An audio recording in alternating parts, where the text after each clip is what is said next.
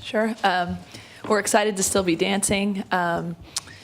Texas is a great team with a storied history, and Karen's done a great job getting them on that track back to where Texas always is. It's going to be a really big challenge for us. They're athletic, they're battle-tested, they're really good, and I'm excited for our players to be on this stage and try to meet this challenge that's in front of us. So good prep day today, and we'll be ready to go tomorrow. Questions for our student athletes? Rashonda, Janie McCauley from AP. We talked to Imani a little while ago, and she shared some things of facing you over the years, different levels, and she said you were always stronger than she thinks. She's maybe caught up a little bit in strength, but you were a really aggressive player, but you also had a sweet side. What? Oh, it was nice of her. Yeah. What do you recall of some of those matchups? It was always fun playing with her. Always like a challenge, and she definitely gave me a run for my money, and I really enjoyed that playing against her. Does she have a sweet side? Yeah, she's really nice, and she's really good poetry too. So. Poetry, she's a really good poet.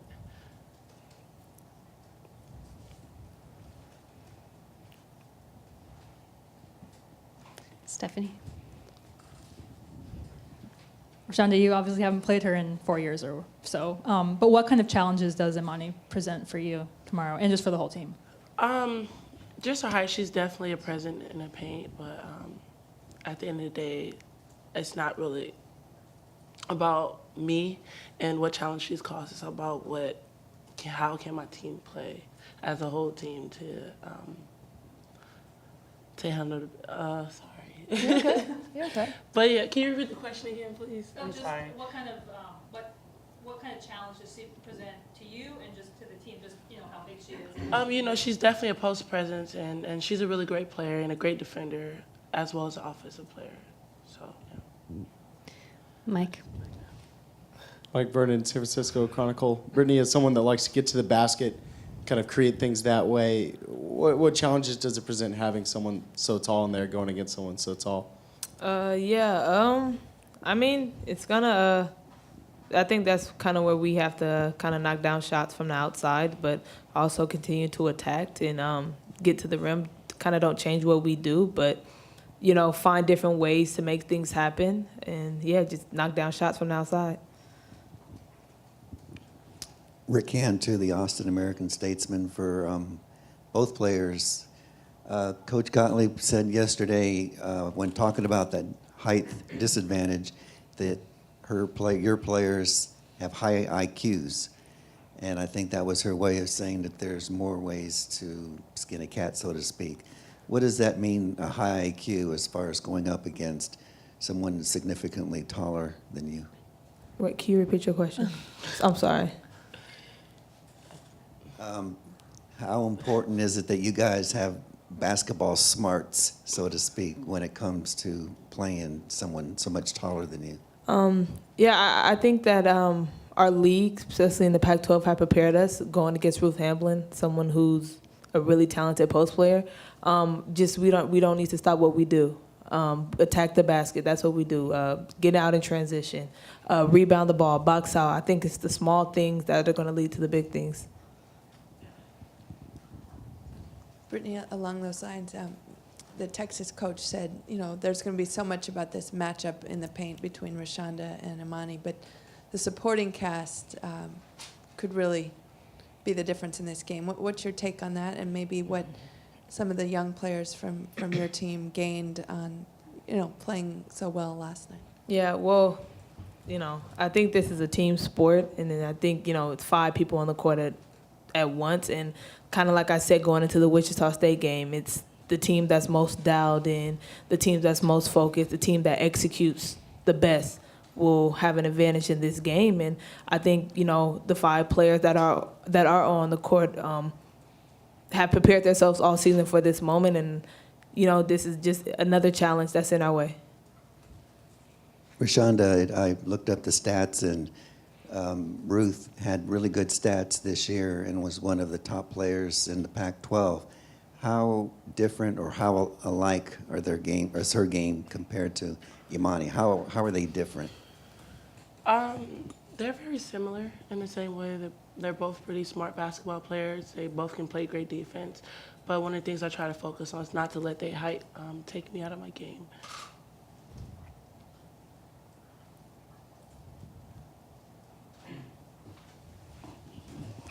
Brittany, their coach was in here saying that she thought you guys looked like the most dialed-in team, the team that really understood, what kind of urgency you need. How have you guys prepared your other players to understand what's on the line here? Yeah, I think just communicating with them, remaining to build confidence in them, especially our freshmen who haven't even been here before, and our sophomores who just got a taste of it last year.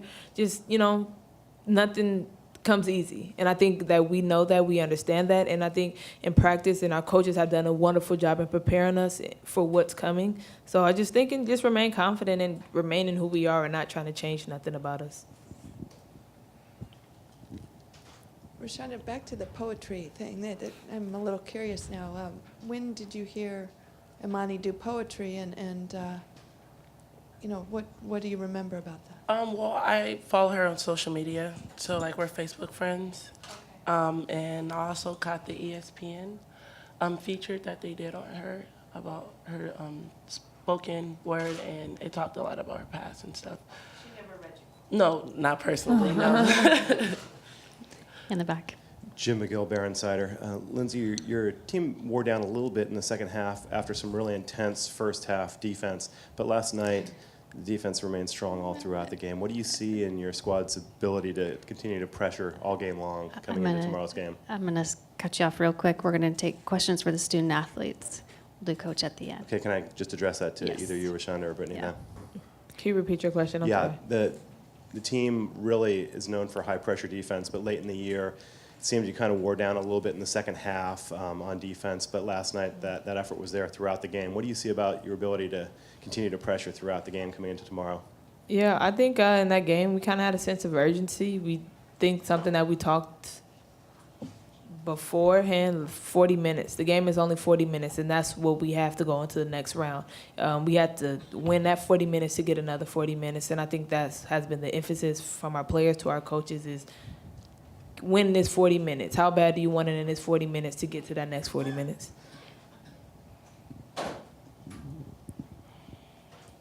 Rashonda and Brittany, this is officially going to be your last game at Haas Pavilion. No more, maybe we'll make tournament and get to host. No more, maybe we'll make the second round and get to play again.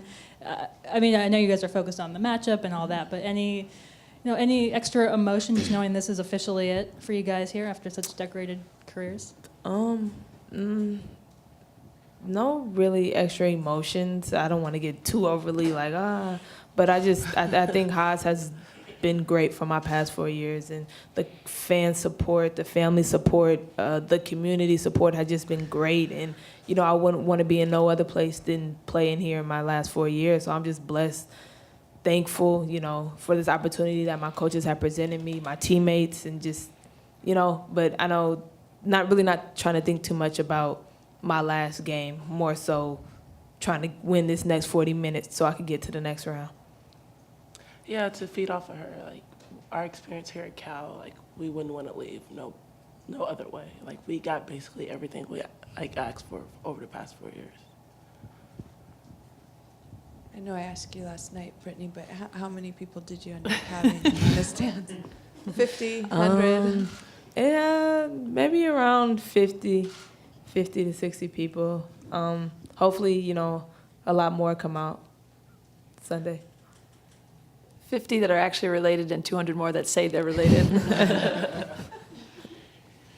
Anything further for the student athletes? All right, thank you both very Thank you. much. And at this time, we'll take questions for Coach. Mike? Lindsay, last night you were kind of talking about you're not sure what the plan was going to be to simulate Monty in practice. Do you have a plan now? Do you know what you're going to do, at least for today? Most of it is mental. Like I mentioned, I think the players have really learned to learn from film. So that's the first thing. We show film, we show clips of how people score against her and in ways that aren't so good to try to score. So that's first and foremost, and that's normal. That's a 1 day in between prep day. You don't do a ton in between in the Pac-12 when you have a Friday, Sunday. Second thing is, I should have brought it up here, but we do have those things that add length. So, Jeff will be up there with those practice equipment things that add a little length. I mentioned yesterday you're not allowed to use practice players in the NCAA tournament, but all year we've used a 6'7" practice guy to try to prepare Rashonda for the teams we might face, the double teams. I try to prepare for what's coming next in the WNBA. So it's not something that she's unaccustomed to. It's just you have to give them small reminders before games about what I try to give them the answers before the exam. That's what scouting is. Give them a little help getting ready for what they're going to face. And I think, like we mentioned, we have a player in our conference, quite similar in size. And so we'll reference that and do the best that we can.